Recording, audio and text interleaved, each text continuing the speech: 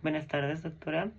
Mi tema, el que voy a explicar en este video, va a ser sobre las cefaleas, que podemos decir que según Harrison, las cefaleas, según su origen y sus síntomas subyacentes, se pueden dividir en dos, que serían las cefaleas primarias y las cefaleas secundarias.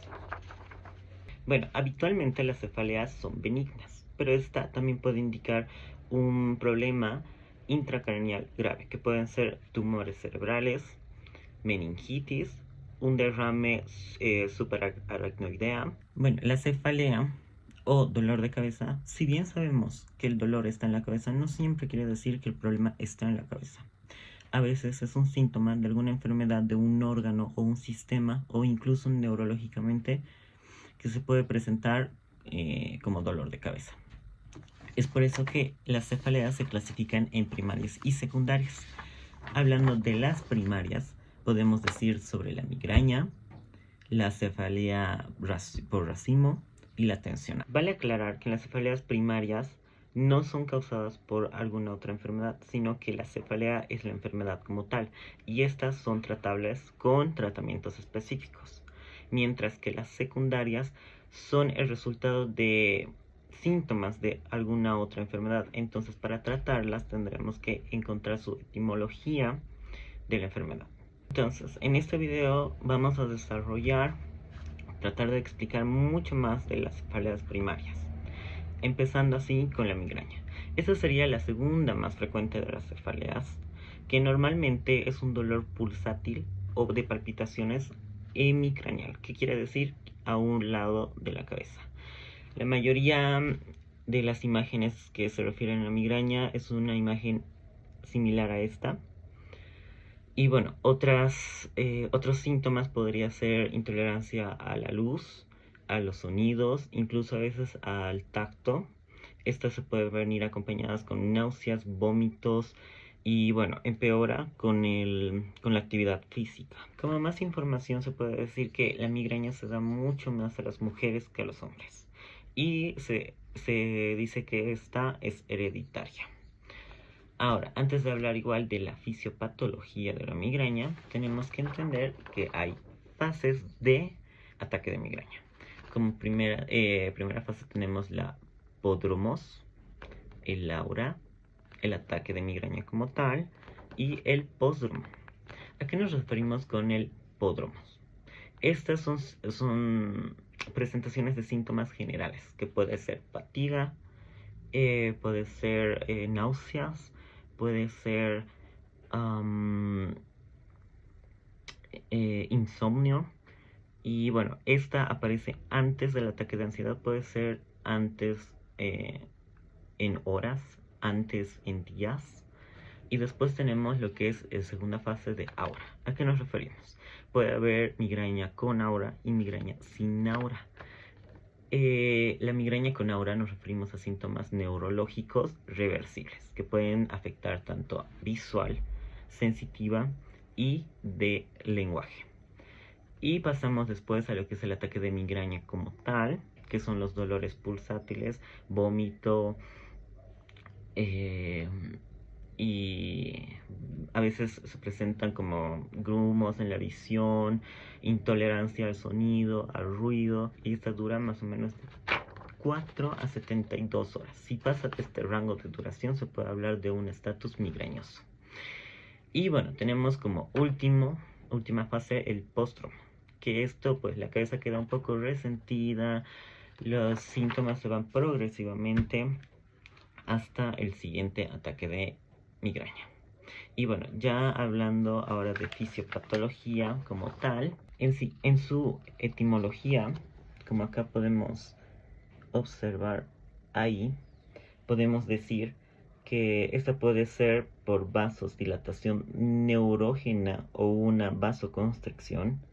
Además, que se dice que se activa el nervio trigémino, que es el que libera los neuropéptidos para que estos que se causa, ¿no?, la inflamación en la vasculatura de las meninges.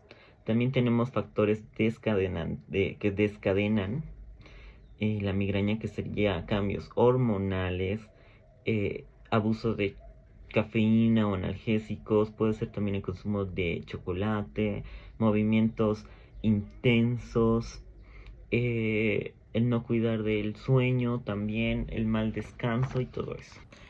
En una crisis migrañosa ocurren procesos bioquímicos y neurológicos que estas inducen a la activación del nervio trigémino. Y este nervio contribuye al dolor u otros síntomas de lo que es la migraña. Ahora, la activación del trigémino podemos explicarlo por la disfunción cortical, que esto empieza por una despolarización en la corteza cerebral, que también es llamado depresión cortical progresiva. Esto puede ser desencadenada por diversos factores que pueden ser tanto de sueño, puede ser estrés, puede ser por algún alimento, puede ser una luz fuerte, puede ser hormonales. Y bueno, esta depresión cortical genera señales que estas viajan hacia el tronco encefálico. Después tenemos la activación del tronco encefálico. Estas señales de esta depresión hacen activar el sistema trigémino dentro del tronco, ya que es esta zona donde se conecta este nervio con el cerebro. Este sistema se sensibiliza por los cambios en los neuroreceptores y la liberación de sustancias péptidas relacionadas con el gen de la calcitocina, que sería el CGRD, que es sus siglas abreviadas en inglés. Esta molécula es la principal relacionada con la inflamación de la migraña. Esta activación lleva a la liberación de neurotransmisores en nervios que se proyectan en las meninges y los vasos sanguíneos intrínsecos. Esto puede causar una inflamación local en los vasos sanguíneos o la liberación de más sustancias como el CGRP. Y bueno, así intensificar el dolor de la migraña. Para terminar, esta inflamación y esta liberación de sustancias hace que las terminaciones nerviosas trigeminales en relación con las meninges, estas se vuelvan más sensibles y tengan una respuesta mucho más rápida a estos estímulos, lo que nos da como resultado a más dolor pulsátil, dolor unilateral, después, que estas son características de la migraña. Este proceso nos explica cómo el nervio trigémino está relacionado con la transmisión y amplificación del dolor en una migraña, y también cómo las alteraciones de sus vías nos puede dar como resultado algunos síntomas de esta condición.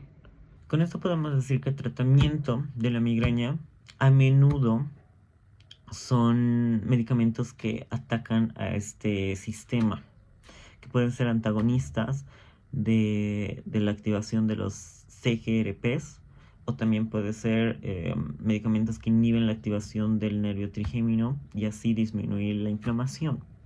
Entonces, como lo que es tratamientos, podemos decir que es la evasión de desencadenantes, que serían los hábitos de estrés y sueño.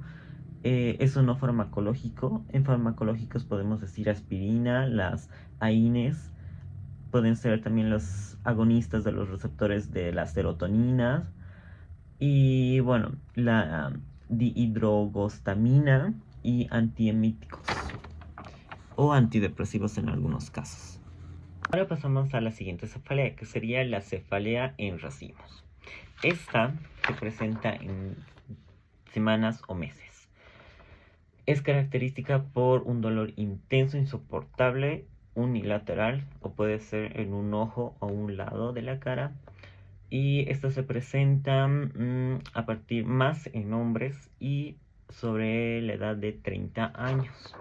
De sus causas podemos decir que esta puede ser hereditaria, esta puede ser por activación del trigémino o de reflejos parasimpáticos. También se dice que está involucrado lo que es el hipotálamo anterior, ya que hay cambios circadianos y cambios neuroendocrinos. Y en sus manifestaciones clínicas podemos decir que esta se presenta como un dolor severo, estrictamente unilateral, que esta puede ser orbitaria, supraorbitaria, temporal. Su duración sería de 15 a 180 minutos. La frecuencia es variable. Algunas otras síntomas puede ser congestión nasal, lagrimeo, agitación, ansiedad. Como tratamiento de la cefalea en racimos, podemos decir que inhalar oxígeno reduce los ataques. Después tenemos el verapamilo, el carbonato de litio, los corticosteroides y el valproato de sodio. Como última cefalea tenemos la tensional, en cuestión lo que es cefaleas primarias, que, bueno, sus causas son muy difusas, la verdad, pero se cree que es por una tensión muscular tanto del cuero cabelludo o del cuello. Esta también puede ser causada después de, o sea, puede pasar de ser una migraña a una cefalea tensional, puede ser por abuso de cafeína, puede ser por abuso de analgésicos, también por una disfunción mandibular. También se puede decir que es por efectos a causa de la ansiedad, estrés, depresión. Bueno, en sus manifestaciones podemos decir que es un dolor difuso y sordo, que puede ser como una banda, ahí podemos ver alrededor de la frente, bilateral. También hay un dolor lo que es en el cuello. Y bueno, esta también puede ser de frecuencia transitoria o crónicas.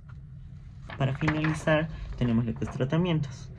En lo que es la cefalea tensional, la mayoría es a causa de estrés, entonces serían formas de liberar estrés en forma no farmacológica, y en forma farmacológica sería aspirina o las AINES.